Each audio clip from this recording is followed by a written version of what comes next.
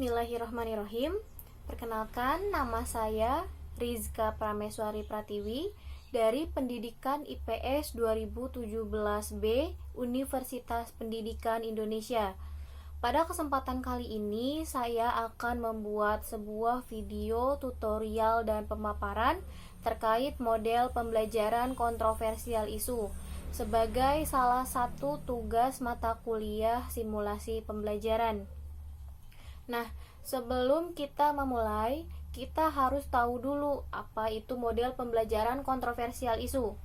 Model pembelajaran kontroversial isu merupakan pembelajaran yang dilaksanakan dengan menyajikan isu-isu terhangat atau terkini yang berkaitan dengan materi pembelajaran, yang mana dalam pembelajaran ini, di antara siswa yang satu dengan siswa yang lainnya dapat saling membantu dalam memahami materi pelajaran, sehingga diharapkan setiap siswa dapat lebih mudah untuk memahami materi tersebut, baik dari segi hasil pembelajaran, keaktifan siswa, maupun dari segi penilaian yang lainnya.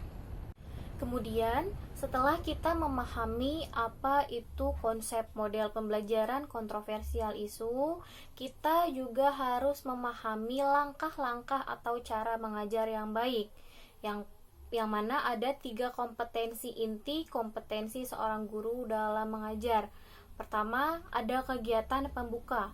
Kedua, ada kegiatan inti. Kemudian yang ketiga, ada kegiatan penutup. Pertama, ada kegiatan pembuka. Nah, dalam kegiatan pembuka ini, seorang guru harus mampu menciptakan prakondisi, juga menyiapkan mental siswa, juga perhatian siswa, sehingga siswa dapat terpusat kepada apa yang akan dia pelajari. Juga akan terciptanya kondisi pembelajaran yang baik dan positif, sehingga tujuan pembelajaran pun akan dapat tercapai. Nah, kemudian yang kedua ada kegiatan inti. Dalam kegiatan inti ini, seorang guru akan menyajikan, memaparkan, juga menjelaskan materi yang sedang dibahas dalam hari itu. Contohnya, seperti saya, dalam video kali ini saya akan membawakan materi terkait dampak negatif dan dampak positif globalisasi terhadap kehidupan kebangsaan dengan menggunakan model pembelajaran kontroversial isu.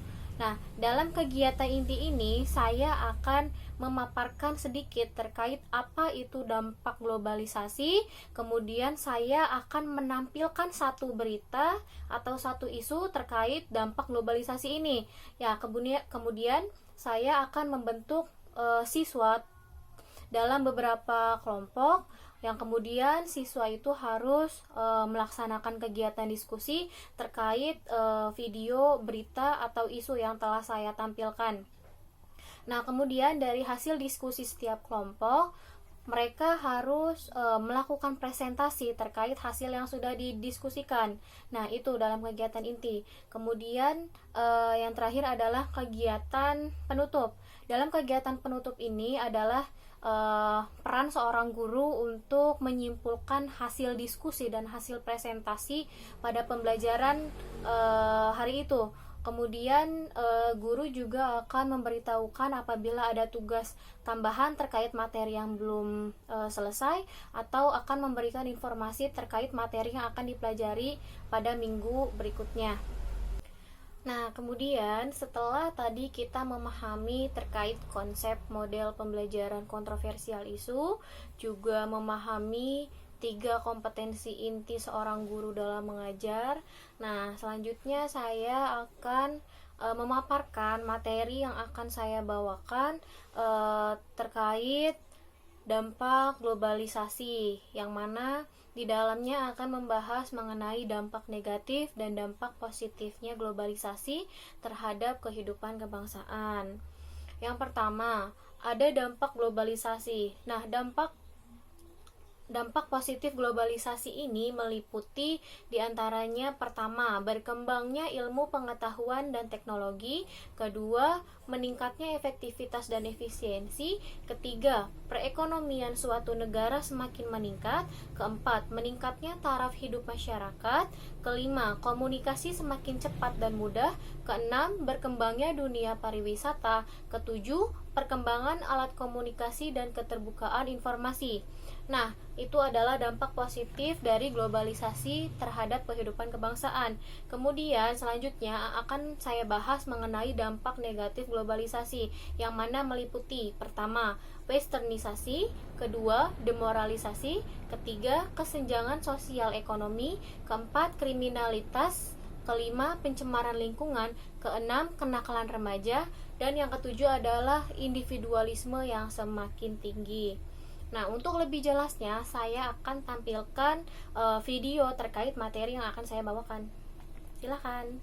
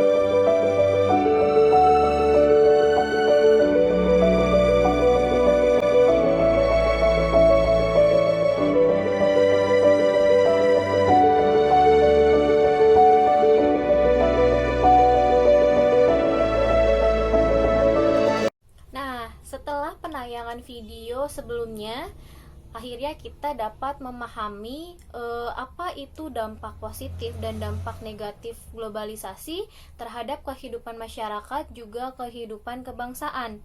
Setelah itu, saya akan membentuk siswa ke dalam beberapa kelompok untuk melaksanakan kegiatan diskusi. Kemudian saya akan tampilkan satu video lagi, yaitu video berita terkait isu dampak positif globalisasi tentang berkembangnya ilmu pengetahuan dan teknologi, yaitu tentang dioperasikannya MRT Jakarta pada bulan Maret 2019 tahun lalu. MRT Jakarta segera beroperasi. Maret 2019 mendatang, warga ibu kota Jakarta akan menikmati sarana transportasi massal baru yang telah ditunggu-tunggu sejak 6 tahun lalu. Ada sebanyak 2 dari 16 rangkaian kereta Mass Rapid Transit yang didatangkan dari Jepang. Kereta ini akan menjalani uji coba untuk melintasi jalur MRT. Kita lihat bagaimana spesifikasi dari kereta ini. Ternyata kereta didominasi oleh warna biru dan juga abu-abu metalik. Dan kereta ini juga memiliki panjang sekitar 20 meter, lalu lebar sekitar 2,9 meter, dan ketinggian mencapai 3,9 meter. Tiap rangkaian kereta akan ada 6 gerbong. Pihak MRT menyiapkan 16 rangkaian kereta, 14 yang akan melayani perjalanan reguler, sedangkan 2 rangkaian kereta lainnya akan menjadi cadangan. Lalu bagaimana interior dari kereta ini? Mari kita lihat bersama-sama.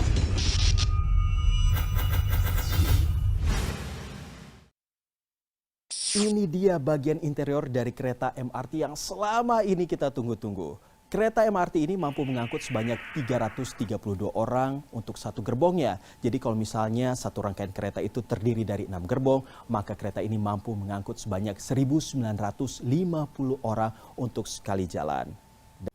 Nah, peserta didik setelah melihat dan menonton video berita yang telah saya tampilkan tadi, mereka mendapatkan informasi bahwa munculnya MRT di Indonesia merupakan salah satu bentuk dampak positif globalisasi dalam bidang iptek dan transportasi, yang tentunya juga memberikan pengaruh terhadap bidang-bidang yang lainnya.